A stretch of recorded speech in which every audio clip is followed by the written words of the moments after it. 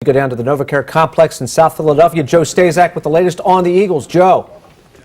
Well, Shredder, defense is the top priority tonight for these Eagles. Their secondary gave up 27 touchdown passes last season. Look for them to move up tonight to possibly take a cornerback or a safety in the first round. And with Sheldon Brown having been recently traded to the Browns and the tenuous health of Ellis Hobbs, a cornerback might be the way the Eagles go in the first round tonight. But certainly don't rule out the possibility that Big Red takes a lineman tonight. Andy Reid loves to build from the inside out. Now, a report has just surfaced on ESPN.com that has the Eagles and Giants in trade discussions for Giants defensive end O.C.U. Manura. Doesn't seem to make a whole lot of sense having the Giants trade him in the division to the Eagles, but with the Eagles having traded Donovan McNabb recently to the Redskins, I guess, Shredder, all bets are off tonight. Let's go back to you. But let's start with Mr. Orange and Black himself, Joe Staszak.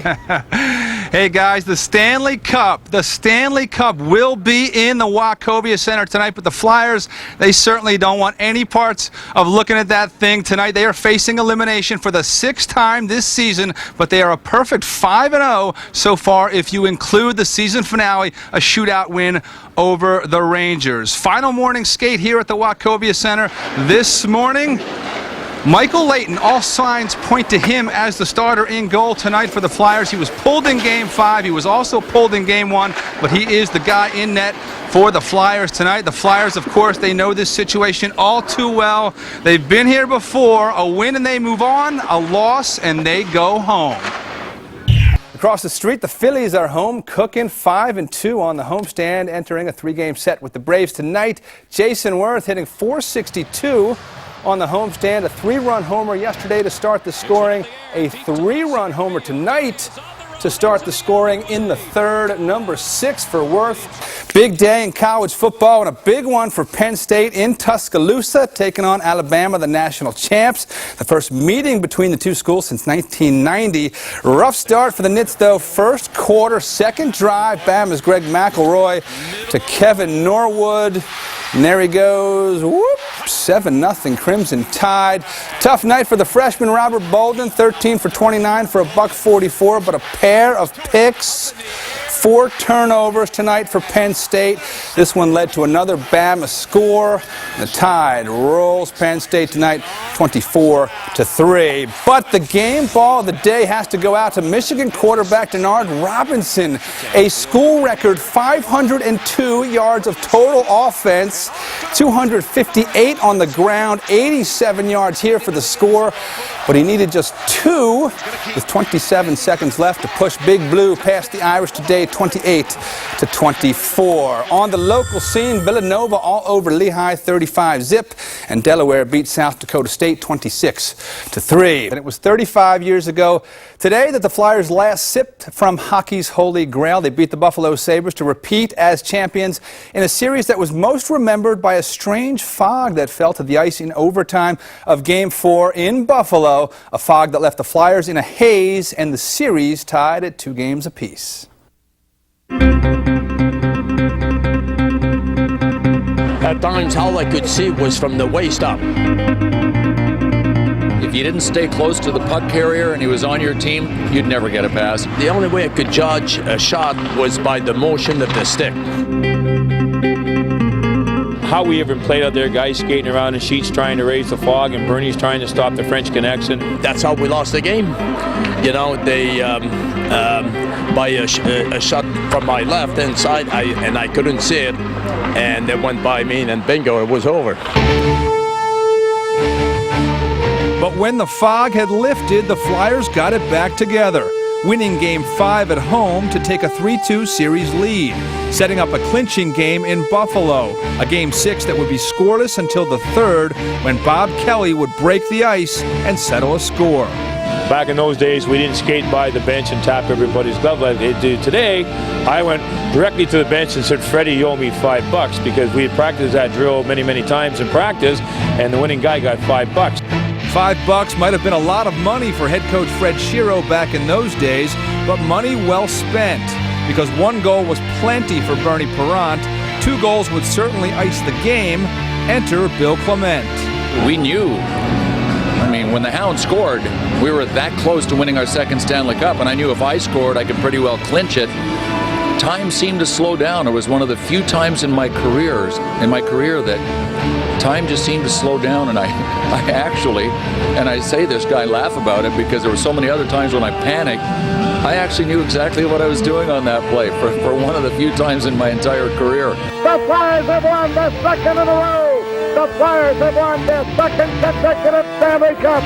A 2-0 victory, and the Flyers had their second straight Stanley Cup. Not bad for a team in just their 8th year of existence. We're not talking about winning a game, winning a series. They're talking about winning a championship. Wow. You know, that I'm very grateful, you know, to have been part of that.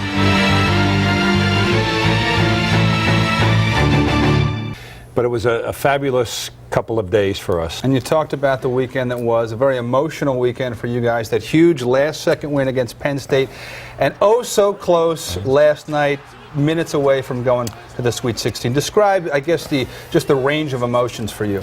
Yeah, we were down early in the game. I'd be remiss if I did not ask you about Juan Fernandez. Huge bucket to win the game against Penn State on Thursday.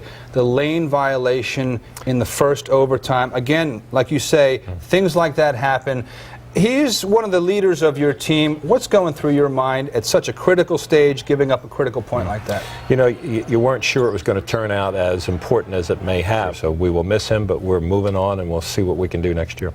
Okay, I have to ask you, because you're a human, very well liked in the basketball community, in the media, with the fans, but you had to have heard the things, the 11 straight losses. You finally got over that on Thursday. They call it the monkey on the back. Did you feel any of that?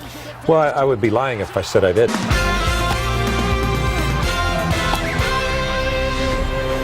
Hey, Flyers living on the edge, facing back-to-back elimination games, but they would have to take care of business in Game 6 first to get to a Game 7 with the Sabres. Peter Laviolette said yesterday they'll find out what they're made of today.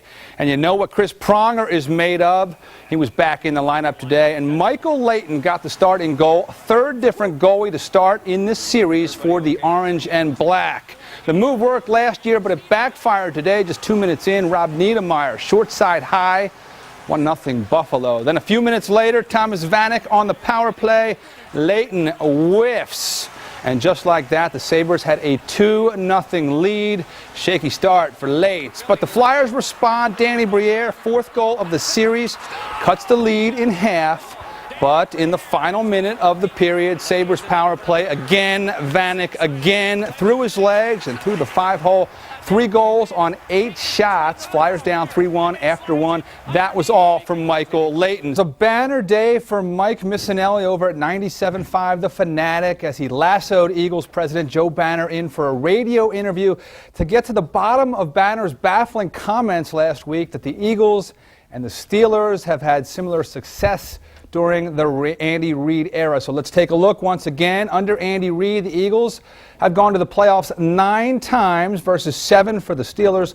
Both teams have gone to 5 conference championship games. The Steelers have gone on to 3 Super Bowls, all in the last 6 years. And of course, more importantly, they've won it twice, while the Birds still have no rings to speak of in their jewelry box. Time now for a mic check with Mike Missanelli. Mike, at the end of a prize fight, the one left standing, dancing around, is the winner. How'd Joe Banner do today? I think I smacked him around a little bit, but I think he emerged, and I love the Banner Day. That's clever, Joey. But you also asked him about his definition of insanity, Mike. We all know what that is. Joe Banner has gone on record stating as such. So if he believes in it, why is Andy Reid still here? Well, he says that he thinks Andy Reid is the best candidate right now.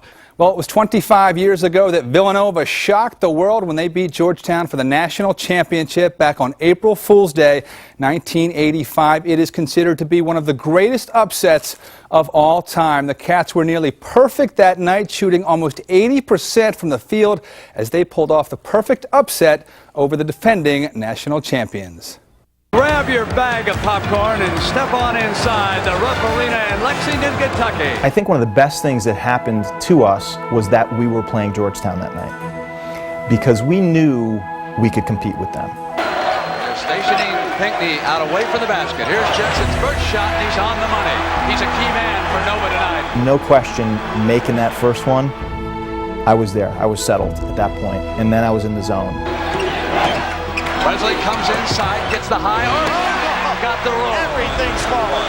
Playing against Georgetown was almost the equivalent of closing your eyes and shooting at best, because they just defensively were that good. Thompson may have made a tactical error by letting Villanova pull it out. Oh, the field goal and drew the foul. We almost got to the point, I think, in the second half where we expected it to go in. You know, we just felt that good about running our stuff and getting good shots that we weren't surprised when the ball was dropping. He is just filling it up.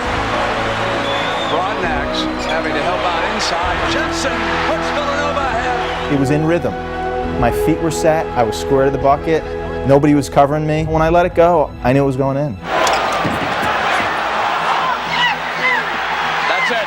Villanova has done it. Not until the very, very end of the ball game, when Dwayne is actually on the floor and the clock expires, are you relieved. When I let it go and I saw Dwayne with the ball, then I knew, and then it was a matter of a second or two and the clock. But and then it was euphoria at that point. Then it was, yeah, we shocked the world, but we kind of knew inside that we could do it. 25 years ago tonight, guys, and keep in mind, Villanova was an underdog in all 6 games of that tournament, and in that Georgetown game, they missed just one shot in the second half.